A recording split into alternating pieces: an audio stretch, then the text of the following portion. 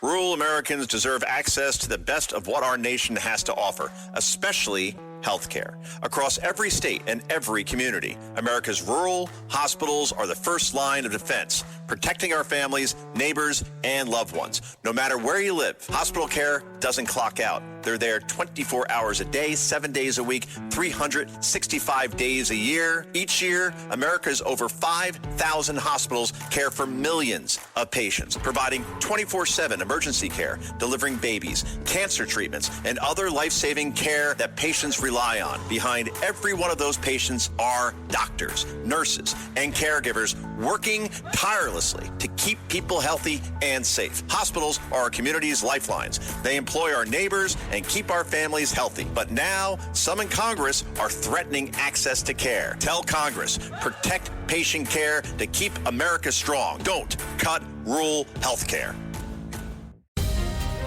Fox News is now streaming live on Fox One. When news breaks, we don't just report it. We go beyond the headlines to get the full story. Get live coverage, in-depth analysis, and perspectives from the voices you trust, all in one place. Whether you're at home or on the go, stay connected to the stories shaping our world. Stream Fox News on Fox One. Download today.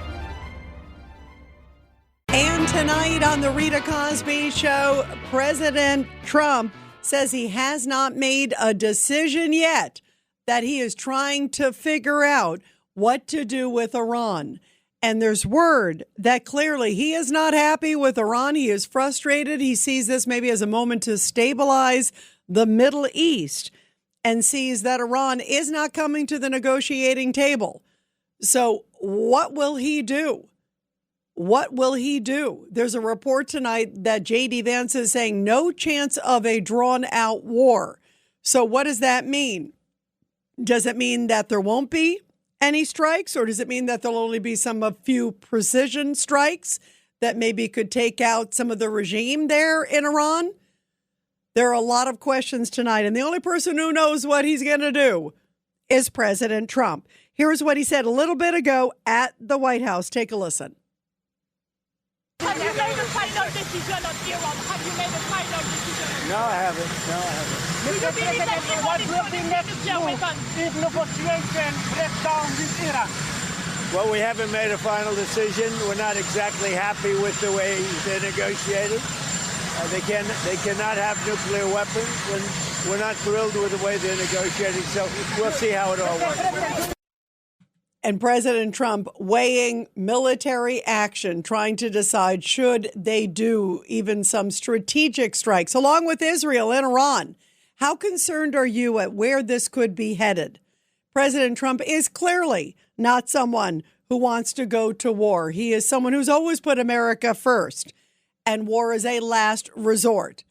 But he's also seeing a moment for world history to go after the terrorists, to go after the regime that has these proxies and these tentacles all over the world, and seeing that maybe, as some of the activists are calling it, a Berlin moment, Berlin Wall moment for Iran. Here is President Trump saying that military would be by far the last resort. Your team told you that if you use the military now, that there will be regime change right away? No, nobody's told me that. You don't know. I mean, nobody knows that. There might be and there might not be. It'd be nice if we could do it without, but sometimes you have to do it with. When you looked at we have the greatest military anywhere in the world. There's nothing close. I'd love not to use it, but sometimes you have to. And you could hear what he said. I would like not to use the military. We have the greatest force anywhere in the world, but sometimes you have to do it. That really is President Trump's view on when to use force and when not used to use force. I hate when I see these people who call him a warmonger or call Republicans a warmonger. President Trump's message of peace through strength is pretty clear. Put all the assets in the theater, put all these different carrier groups, hope to never use them. But if you got to use them, they are right there and they are ready. And now, by the way, some breaking news coming in on the Bill Clinton deposition in the Epstein case. Breaking news. And this just coming in. Former President Bill Clinton, who was deposed today for many hours in Chappaqua at the Chappaqua Performing Arts Center, just put out a video about his deposition. Now, his deposition was behind closed doors. It was videotaped. But Bill Clinton himself just putting out, it looks like a statement from Bill Clinton talking about what he said. Saying, I want to set the record straight because Bill Clinton knows that the video is going to be coming out. Hillary Clinton's deposition was also taped, so both of them would be coming out publicly at some point. But Bill Clinton saying, I want to get ahead of this. I want the American public to know what I said and what I know and what I don't know. So this is an interesting moment because this is the first time a former president did have to be deposed before Congress in 40 years. That is truly a historic moment. And here is Bill Clinton. This is the tape he just put out. Bill Clinton, in his own words, about his deposition a few hours ago with the House Oversight Committee. Here's Bill Clinton. I just finished testifying in front of the House Oversight Committee. I did it for two reasons. First, I love my country, including our Constitution. And America was built on the idea that no person is above the law, even presidents, especially presidents, and that we should all live under the same set of rules. This kind of democracy requires every person to play their part. And I hope that by being there today, we can bring ourselves just a little further away from the brink and back to being a country where we can disagree civilly and we can search for truth and justice, and that it outweighs the partisan urge to score points and create spectacle. The second reason I was there is that the girls and women whose lives Jeffrey Epstein destroyed deserve not just justice, but healing. They've been waiting too long for both. Though my brief acquaintance with Epstein ended years before his crimes came to light, and though I never witnessed during our limited interactions any indication with what was truly going on, I offered the little I do know in the hopes that it would help prevent anything like this from ever happening again. I also have to say something personal. Republicans made Hillary testify yesterday, and she had nothing to do with Jeffrey Epstein, nothing. She has no memory of ever even meeting him. She neither traveled with him nor visited any of his properties. So whether 10 people or 10,000 people were subpoenaed, including her, was simply not right. So here's what I told the committee. First, I had no idea of the crimes Epstein was committing. No matter how many photos they show of me, I have two things that at the end of the day matter far more than any interpretation of 20-year-old photos. I know what I saw, and more importantly, what I didn't see. And I know what I did, and more importantly, what I didn't do. I saw nothing and I did nothing wrong. As someone who grew up in a home with domestic violence, not only would I not have flown on his plane if I had any inkling of what he was doing, I would have turned him in myself and led the call for justice for his crimes, not the sweetheart deal we got. But even with 20/20 hindsight, I saw nothing that ever gave me real pause.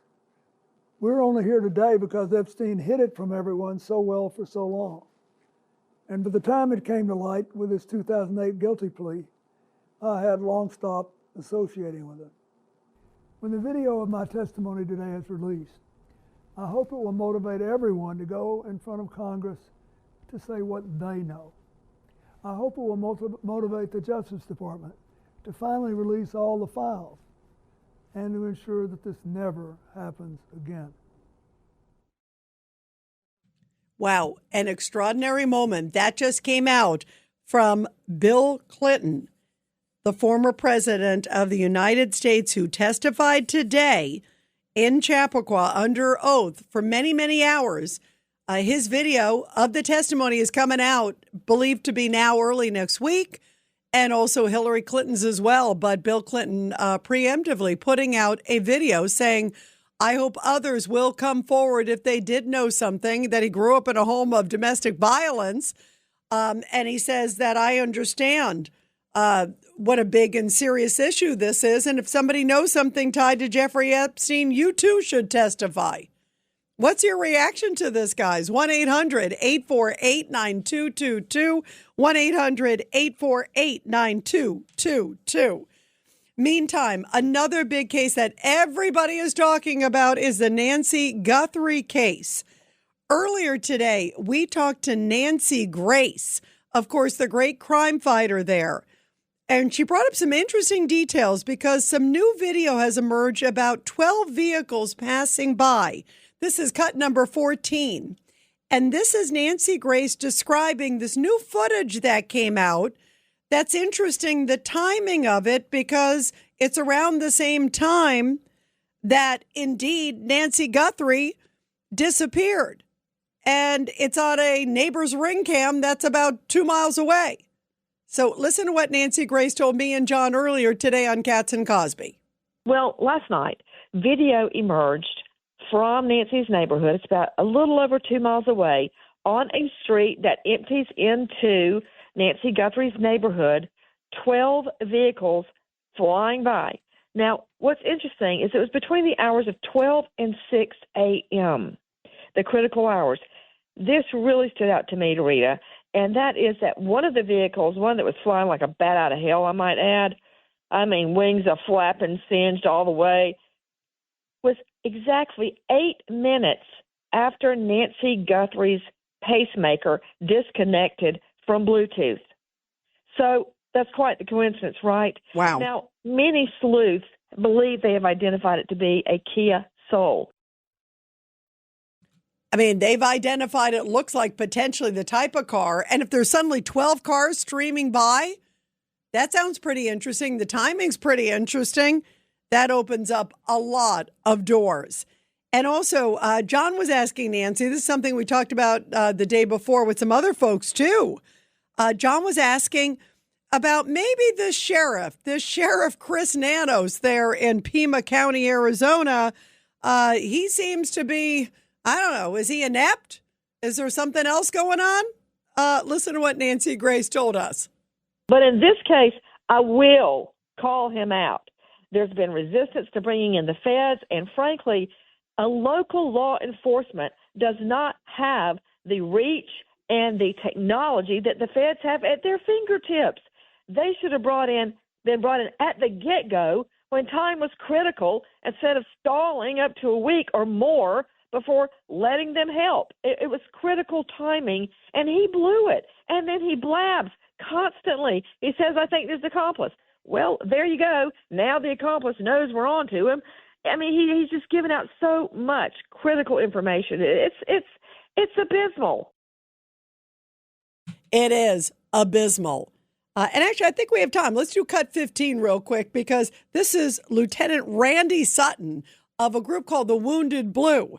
And this is what he had to say about this Sheriff Nanos. There's something fishy here. You're telling me with all the resources of Savannah Guthrie and her family, the FBI is involved, you got the local sheriff, but yet he seems to be territorial. He opened up the crime scene, remember? That was odd, too. He opened up the crime scene after like 2 days. He said, okay, don't worry, everybody can come. They even delivered pizza to the house. And the media was walking all over the property. And then the FBI came in and said, no, close the crime scene. So is he inept or is there something more to the story? Here is Lieutenant Randy Sutton with us talking about Sheriff Chris Nanos. Yeah, we have a serious problem with the sheriff. From the very beginning, when this investigation first began, let's go back and, we're almost 4 weeks into this now. It originally came in as a missing person, but it was very quickly determined that this was a crime scene. Now, the abduction of a person is very, very rare. A stranger abduction is very, very rare in the United States. At that point, the resources that are available to process evidence is absolutely essential to the solving of the crime. Now, the Pima County Sheriffs they're a very good department. However, their leader, the sheriff, made a very leading the investigation. He made some serious errors along the way, right at the very outset, by failing to share this information and bring in the FBI, which has far more capabilities when it comes down to evidence collection and analysis. So that was the first major mistake.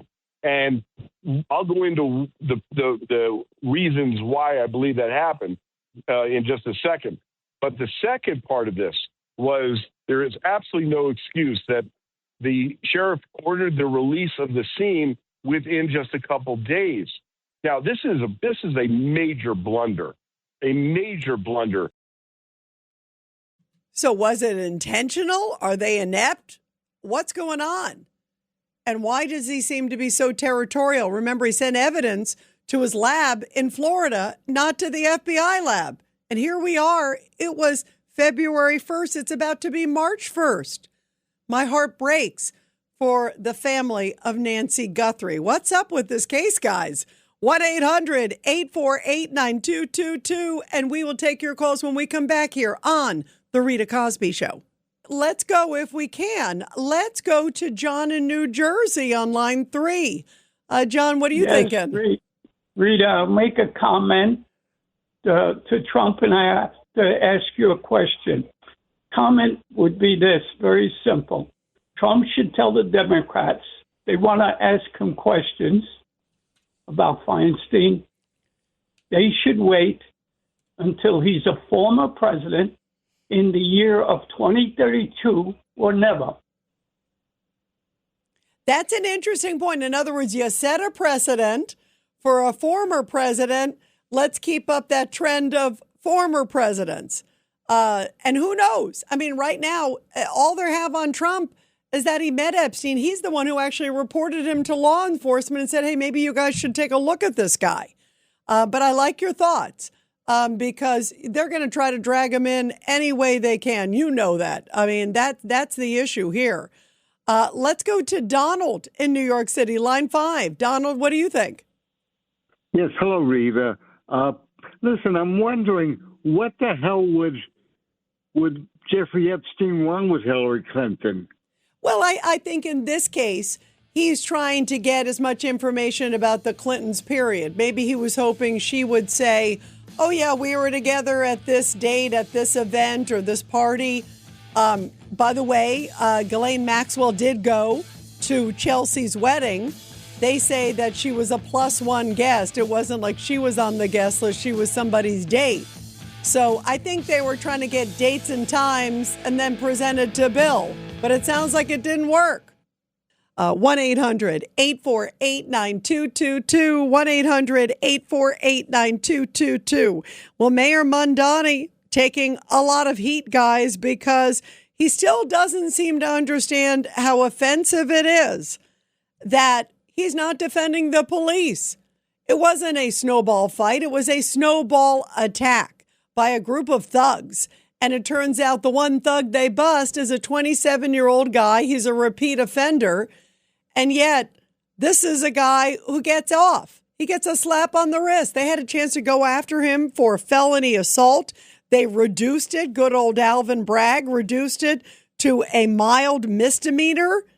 And now the guy's out already. It's like, oh, no big deal. And police in New York and around the country are really offended. And I think everybody who loves our law enforcement should be too, because it's absolutely shocking and disgusting. How could you let somebody get away with a slap on the wrist? They've only arrested one of them. If you look at the pictures, you look at the video, you see all their faces. Just do a little bit of facial recognition. It shouldn't take them too long. They should be arresting tons of people. You see these people, see a couple of them coming over and smushing snowballs in the face of law enforcement when they were showing up to an unruly crowd in Washington Square Park in New York recently. And to me, this is just a sad sign of the times. You got the defund the police. You got this horrible rhetoric against police. And then they come up to show, to try to bring law and order. And what happens to them? They get attacked, and they just had to take it. That was also sad. I felt sad to watch them just take it because they were afraid, obviously getting pulled into like internal review. But then also you see these people that felt totally emboldened, going over, throwing snowballs in the face of law enforcement. I mean, where did you grow up? When I grew up, you guys, I never would have imagined disrespecting law enforcement. You know, it would have been like at the end of the line for me if I disrespected law enforcement in my family. So what kind of morals are these people getting taught that they feel emboldened to do it? And it wasn't just a group of kids having fun. That's the way, remember, Mondani made it sound like, oh, it's just a group of kids. Nothing to worry about. Well, it turns out it was a 27-year-old thug and a whole bunch of others. And I bet you the others have done it before, too, and probably have other criminal things in their background. So what are your thoughts tonight that the one person who got arrested got a slap on the wrist, and so far we haven't seen any others get arrested, and it doesn't look like the mayor cares? 1-800-848-9222, 1-800-848-9222. First off, here is Mayor Mondani. Let's go back to what he first said about just a bunch of kids having fun in a little old snowball fight. Take a listen. I can just tell you from the video I saw, it looked like kids at a snowball fight. Look, I've seen the videos of this snowball fight. I think that it was a snowball fight. It was a snowball attack, but he says it was just a little snowball fight. They were going back and forth. Usually for a snowball fight means both sides need to be throwing snowballs. And in this case, it only looks like it's one-sided. It looks like it's all these thugs throwing snowballs at the officers and them not responding. So it doesn't look like they're having any fun. I find that reprehensible. But here's a little bit more of Mondani when he asked further about the, quote, snowball fight. From the videos that I've seen, it looks like a snowball fight. I think that there were two officers who were facing lacerations on their face. All for prosecution of those who pelted them? Look, I've seen the videos of this snowball fight. I think that it was a snowball fight. It was a snowball fight. And the cops were like, are you looking at the same images? Are you understanding what happened here? Do you understand also some of the rhetoric that Mayor Mondani has had? That impact that's caused for thugs to kind of feel emboldened to go after police? It definitely doesn't help. So here's a little bit more, because today he was asked about it and asked also about Alvin Bragg, who dropped the charges, remember, from felony assault to simple harassment, because after all it was just a little snowball fight. Listen to this, because Mayor Mondani refused to condemn the charges being minimized. Did you put rocks in the sound? We can answer some questions. Oh, awesome. Thank you so much. Yeah. I will answer some questions. Okay, no problem. Some very serious claims being made right now, including them saying that he put rocks in the snow before throwing them at officers. This is the first I'm hearing of rocks in the snow. I don't know where you got that from. There's nothing in the criminal complaint that says that. You've mentioned in court that you felt this was politicized. How has it been politicized? I think it's obvious to most New Yorkers. I think the police have an issue with the mayor of our city. I think they're taking it out on Mr. Coulibaly. They want to pick a fight with the mayor. I don't think this is the way they should be doing it. From what I've seen, there are not many things that the mayor and I agree on. I'm not the biggest fan. However, I did see the videos, and my client, according to them, I haven't seen a specific indication that my client was throwing a snowball. But going based upon what they said, that they have an indication that he actually threw a snowball, that's all it was. There's no information that there were rocks, that these were ice snowballs. The police went so far as to charge him with a C violent felony. Okay? Does that raise a due process issue in your view, that other people are getting similar charges? Well, I don't think that's a due process issue. I think it's selective prosecution. I don't know how they decided on Mr. Coulibaly. Frankly, we're not there yet. All I can go by is what I heard in the courtroom and what I have in this criminal complaint. And thankfully, the DA Bragg and his assistant who's handling the case was able to see through the politicization of this. And that is not Mandani, obviously. That is Kulabani's lawyer. And Kulabani's the 27-year-old who was arrested for assault. And you hear the guy saying, oh, no, this is just politics. I guess, he was just having fun in a little happy snowball fight. Nothing to worry about. So I guess he and Mandani and maybe the DA, based on the way the DA dropped the charges or minimized the charges, I guess they're all on the same page. So it's the police, I guess, against law and order. That's pretty scary, I mean, the police standing out there saying, could somebody go after, these people who are hammering us? Could somebody do full charges? I mean, the charges to me shouldn't just be light charges. If you go after an officer, that's a really scary thing. To me, that takes it to a whole new level. I think the charges should be stronger than if you just assaulted somebody else. And think about it. You could really seriously injure somebody with a snowball. If you hit them really hard in the head, which these officers did get, you could see them. And these are tough guys. But you can see they're getting pounded in the head. And there are reports that there were rocks inside, according to some folks with the unions. And here's one of the union reps. We talked with him earlier this week, Vincent Valalong. He's with the Sergeants Benevolent Association. And he said he is just appalled by the whole ordeal. Complete and total disgust is what I felt. I still feel it today. And we've gotten to this point clearly because we have people up top that are supposed to lead this city. They need to realize that they are no longer activists. They are leaders of the biggest city in the world and the most important city in the world. And they're sending a clear message to people into the next coming few months when it gets warmer out, that it's okay to put their hands on police officers. That's the message that he's sending. And he doesn't realize it. And his little smirks on TV and when he's being interviewed and when he's being questioned at the podium, really, to be honest, I don't understand how you can be a public figure like that. And you're just showing your disgust for the situation. It's time to show leadership. I mean, that's what you do. That's why you run for these positions. That's my point. I mean, I'm really, really beside myself because, those guys showed a lot of restraint. Those cops took a lot of abuse. And you're right. It was not a snowball fight. I don't know what it was that the mayor was watching or what videos he's being shown, because this isn't Peanuts like Charlie Brown where we're having little cute fights going back and forth. They were throwing ice, and there was stones inside the ice at these cops left and right, and the cops kept their composure the whole time. Absolutely. Those poor cops just took the abuse. 1-800-848-9222. Let's go to Steve from Montana calling in on line 5. Steve, your thoughts tonight? Well, Rita, love your show. Thank you very much. Thank you, Steve. I can tell you, I've been in, 1,000 snowball fights since I was a kid. Nobody goes to a hospital over a snowball fight. There's no bloody nose, black eye, broken skin in a snowball fight. They're lying to you.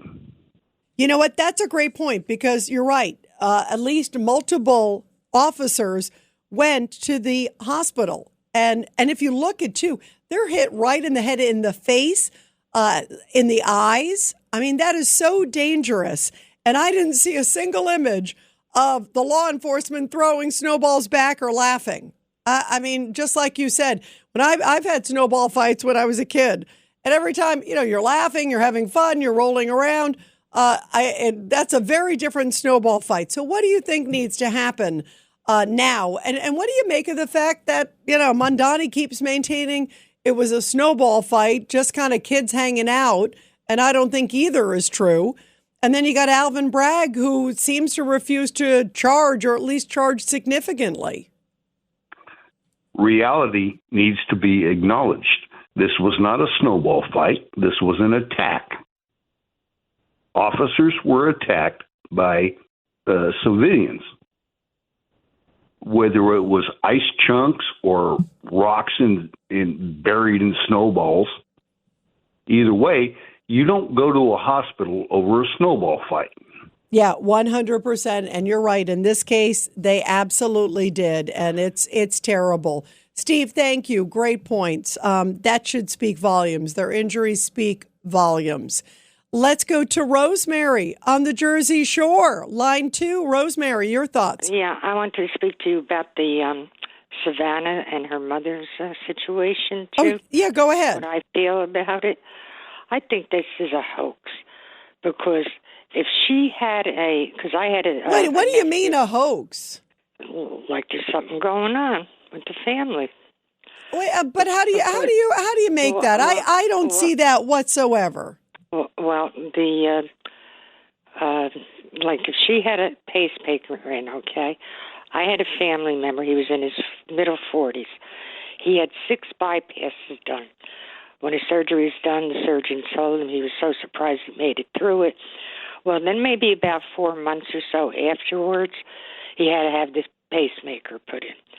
Now, the pacemaker is run by, he had to go see like a technician every 2 months to have the pacemaker checked all the time. Now, the pacemaker is done by a computer technician who could tell what's going on, whether the pacemaker is working right and things like that. And it's attached to the patient's like cell phone.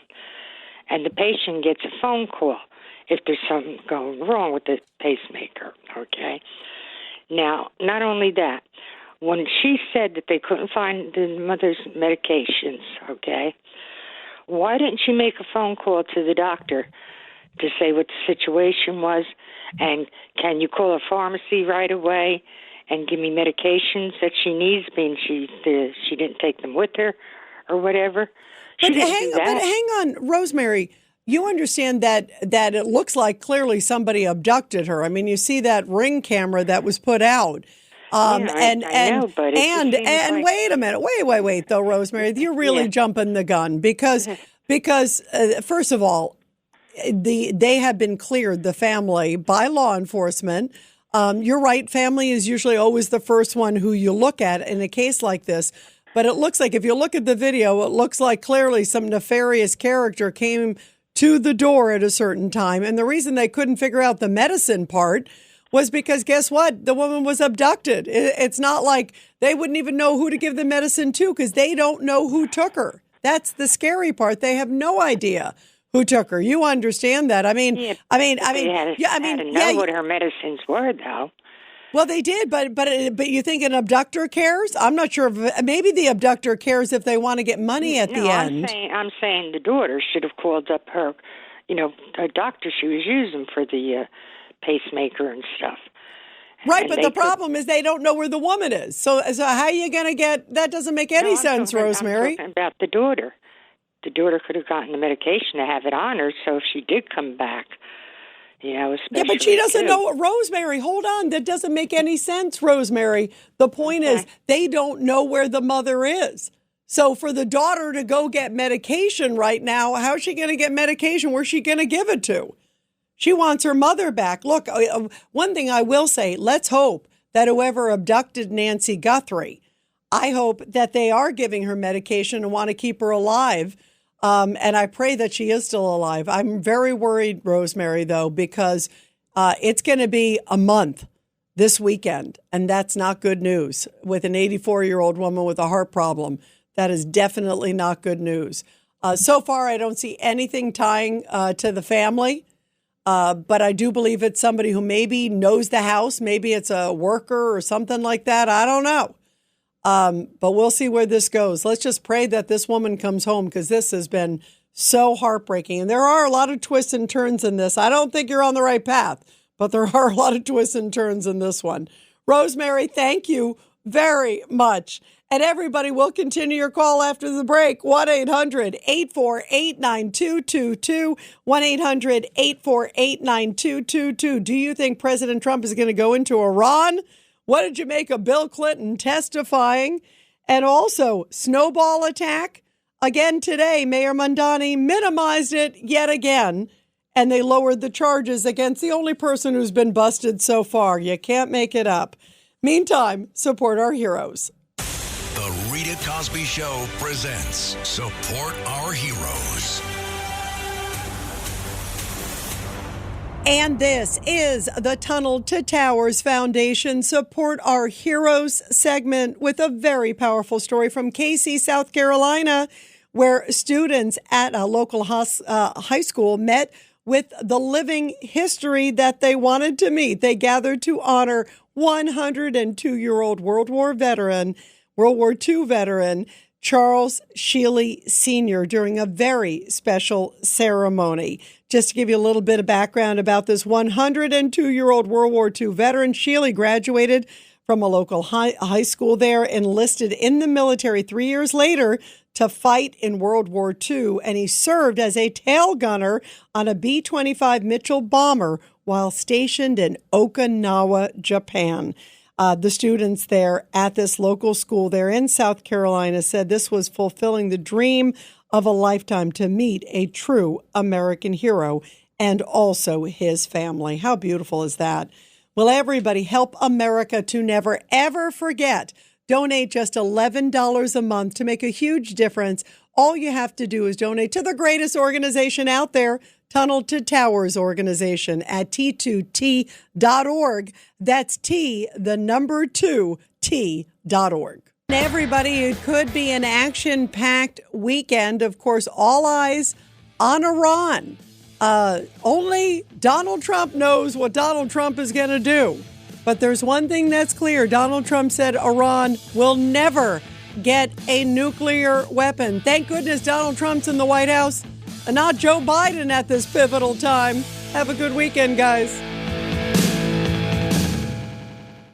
Rural Americans deserve access to the best of what our nation has to offer, especially health care. Across every state and every community, America's rural hospitals are the first line of defense, protecting our families, neighbors, and loved ones. No matter where you live, hospital care doesn't clock out. They're there 24 hours a day, 7 days a week, 365 days a year. Each year, America's over 5,000 hospitals care for millions of patients, providing 24/7 emergency care, delivering babies, cancer treatments, and other life-saving care that patients rely on. Behind every one of those patients are doctors, nurses, and caregivers working tirelessly to keep people healthy and safe. Hospitals are our community's lifelines. They employ our neighbors and keep our families healthy. But now, some in Congress are threatening access to care. Tell Congress, protect patient care to keep America strong. Don't cut rural health care.